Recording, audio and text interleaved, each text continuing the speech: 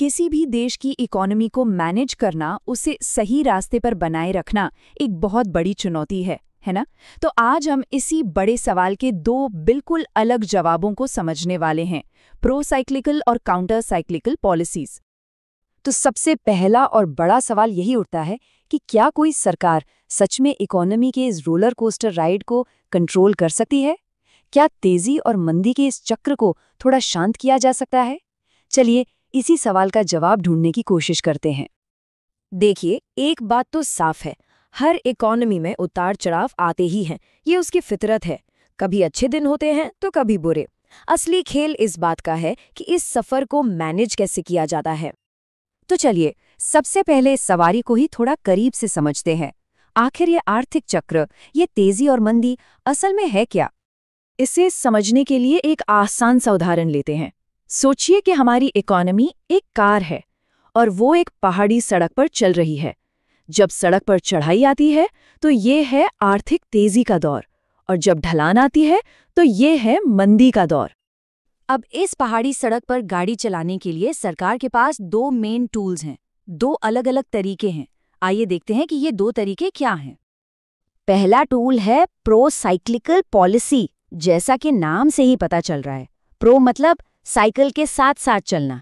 जब इकोनॉमी में तेजी हो तो और तेजी लाओ, जब मंदी हो तो और सिकुड़ जाओ।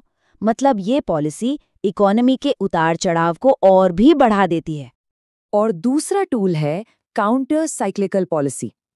काउंटर मतलब साइकिल के खिलाफ या उसकी उल्टी दिशा में चलना। इसका मकसद इकोनॉमी को स्थिर रखना है, उसे बहुत ज्यादा गर्म या बहुत ज्यादा ठंडा होने से बचाना है। अब जरा इन दोनों को आमने सामने रखकर देखते हैं। जब इकोनॉमी में तेजी है, यानी कार ढलान पर तेजी से नीचे जा रही है, तो प्रो साइक्लिकल पॉलिसी कहती है और तेज चलाओ, मतलब ज्यादा खर्च करो। इससे गाड़ी के आउट ऑफ कंट्रोल होने का खतरा बढ़ जाता है। वहीं काउंटर साइक्लिकल पॉलिसी ब्रेक लगाकर स्पीड को कंट्रोल करती है। और जब मंदी का दौर है, मतलब कार को मुश्किल से चढ़ाई चढ़नी पड़ रही है, तो प्रो साइक्लिकल पॉलिसी ब्रेक लगा देती है, जिससे कार और धीमी हो जाती है। जबकि काउंटर साइक्लिकल पॉलिसी एक्सेलरेटर दबाकर कार को सहारा देती है। तो अब प्रो साइक्लिकल पॉलिसी को थोड़ा और गहराई से समझते हैं। ये बहाव के साथ बहना, या यूं कहें कि ढलान पर और रफ्तार पकड़ना, कैसा होता है? तो देखिए होता क्या है। जब इकोनॉमी पहले से ही अच्छा कर रही है तो सरकार खर्च और बढ़ा देती है और टैक्स कम कर देती है। ये आग में घी डालने जैसा है।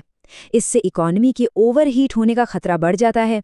और जब मंदी आती है तो सरकार खर्च घटा देती है और टैक्स बढ़ा देती है, जिससे पहले से जूझ रही इकोनॉमी की हालत और भी खराब हो जाती है। तो जाहिर है इस पॉलिसी के साथ जोखिम बहुत बड़े हैं।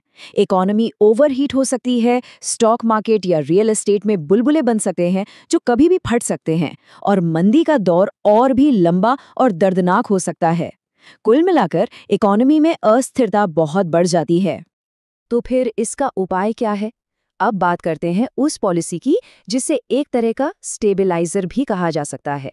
चलिए देखते हैं काउंटर साइक्लिकल पॉलिसी कैसे काम करती है। ये पॉलिसी बिल्कुल उल्टा काम करती है, समझदारी से। जब इकोनॉमी में तेजी हो तो सरकार अपने खर्च कम करती है और टैक्स थोड़े बढ़ा देती है।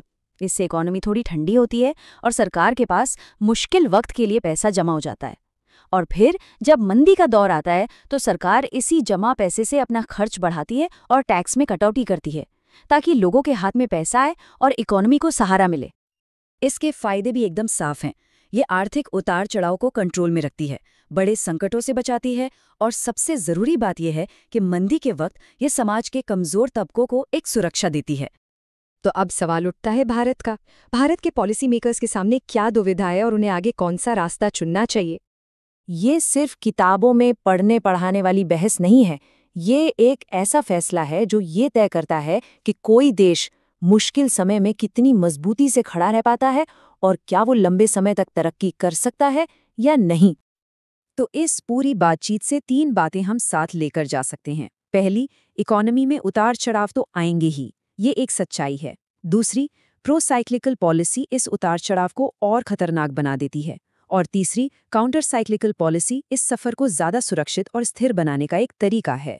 तो आखिर में सवाल यही बचता है, भारत के आर्थिक भविष्य के लिए क्या बेहतर है? सवारी की रफ्तार को और बढ़ाना और जोखिम लेना, या फिर सड़क को ही समतल बनाने की कोशिश करना ताकि सफर स्थिर रहे? इसका जवाब ही हमारे आने वाले कल की आर्थिक कहानी लिखेगा।